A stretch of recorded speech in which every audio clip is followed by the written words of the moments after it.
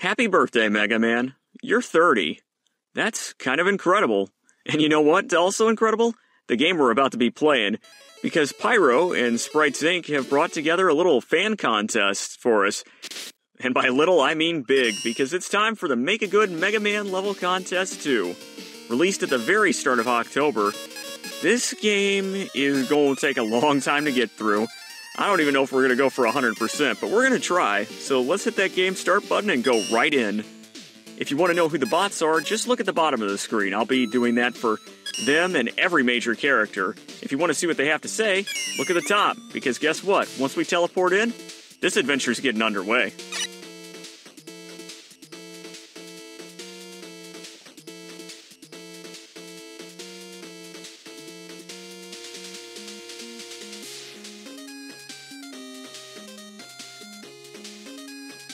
Wait, there's another festival?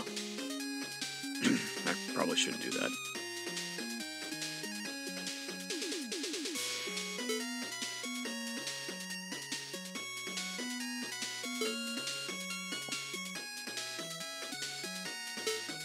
Yeah, they're not kidding about this one being bigger. The first game only had 20 submissions. Just keep that in mind for when I tell you the true number here of how many are in this game.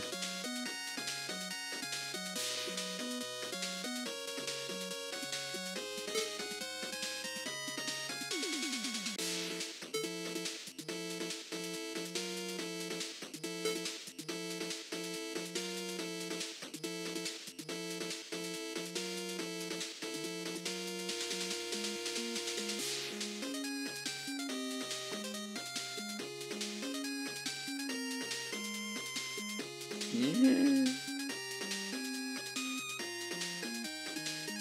That's actually really important right there, seeing that, because unlike the first Make a Good Mega Man level contest, lives are not a thing.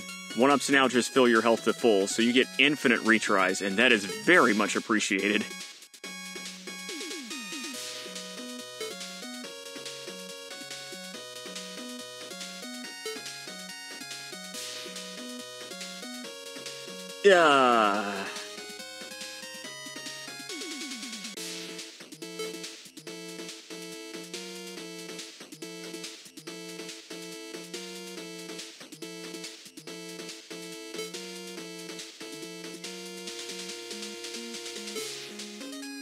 And we're going to.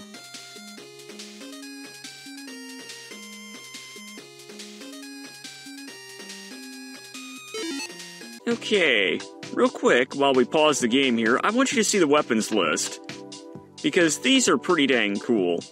These were all voted on by the fans themselves, and you can see right now we've got 8 weapons from all sorts of Mega Man games and 4 utilities.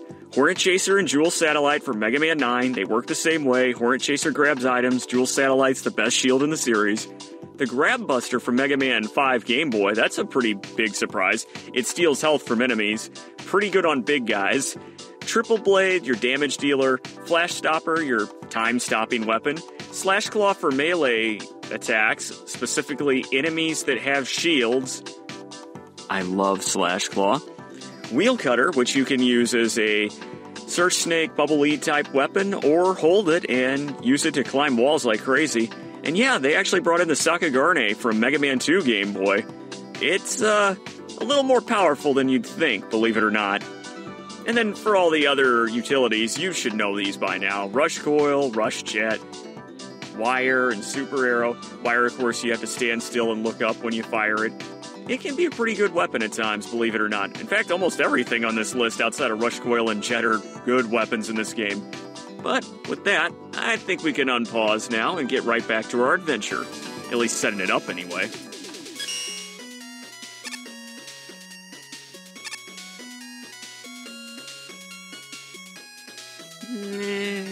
Maybe.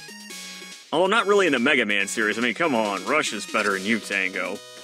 Come on.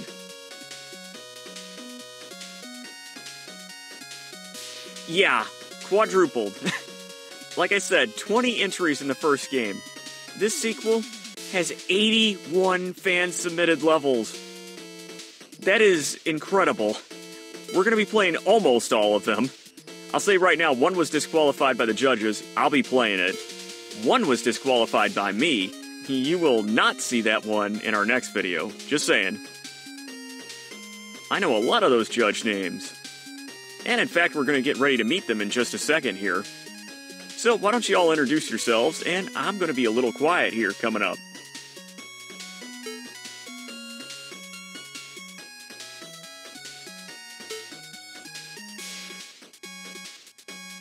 Oh, those green teleporters are great for people that do not want to go through the bad stages in this game. Or the long ones. That's usually what the teleporters are used for. Energy elements and other items are right there.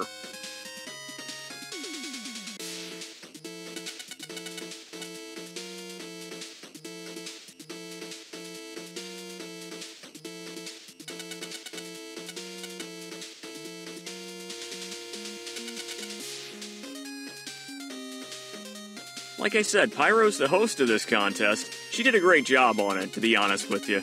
Just how much content there is in this game, I think y'all are going to be like, whoa, really?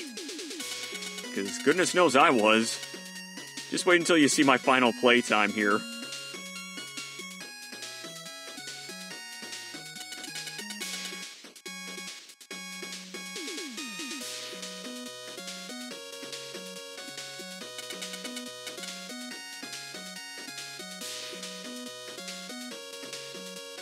Yeah, I can be that way too. I care more about level design than I do level aesthetics, or just, you know, basically, I want it to play well.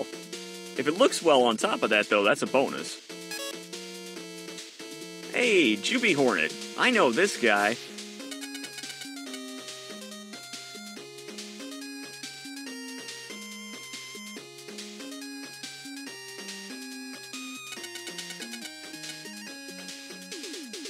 Fun little fact, he's actually someone that asked me to judge this game back when it was being designed. I just couldn't do that, though. Mega Man powered up Burnout and all. And besides, I'm more of a level player, not a, raider.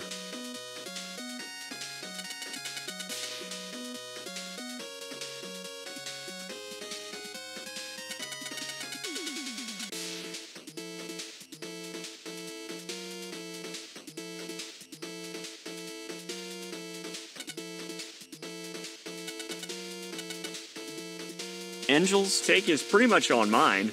I want levels that work just pretty obviously well.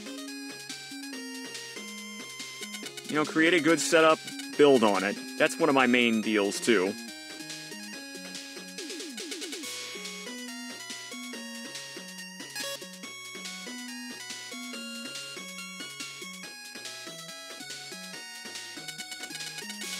Gariri's the name I'm not as familiar with, but he's got pretty much a similar idea going on for him.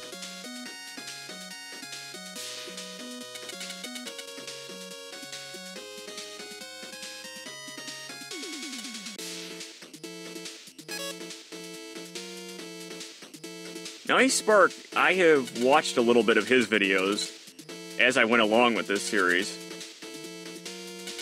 He's also a big part of the reason this game was put together, since he is the Sprites Inc. board person. At least one of them, anyway.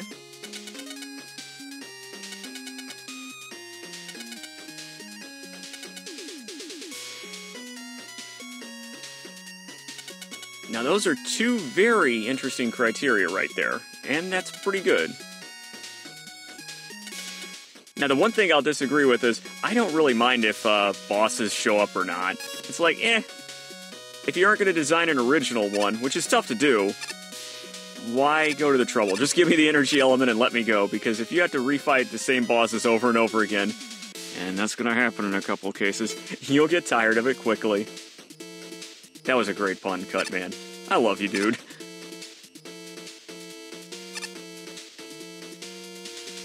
One of the cool things here is that we get to start with the energy balancer, so we don't ever have to worry about, you know, switching through weapons and making sure we got the right ones going on here.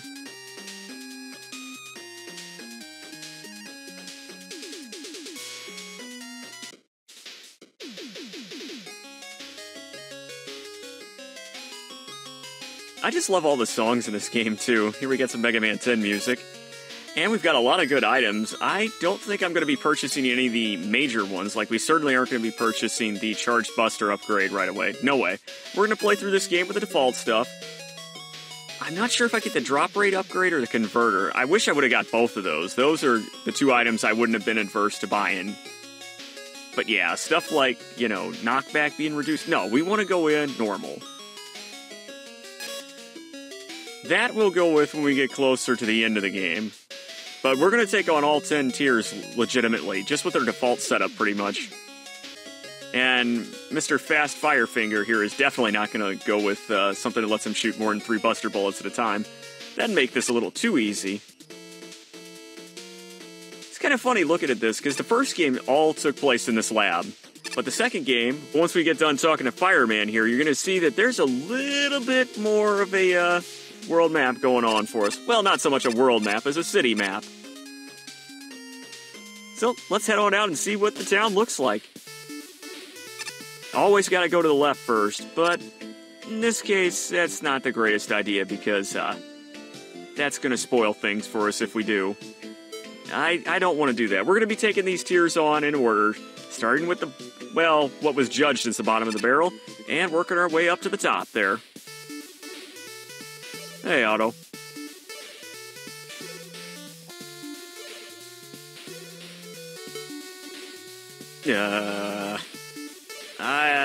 That's kind of a lie, dude.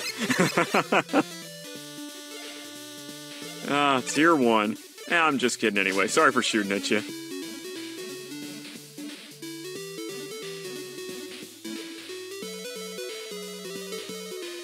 Well, I know you're excited to begin, Mega.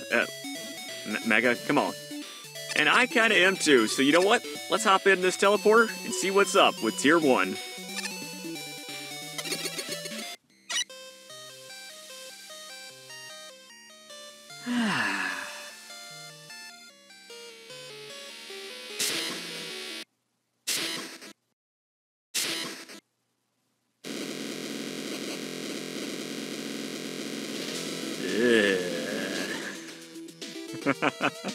Yeah, Tier 1 was never going to be the best looking place, and you're going to find out why next time, because you got to start somewhere, and somewhere is definitely where we're going to start. I'll see you there.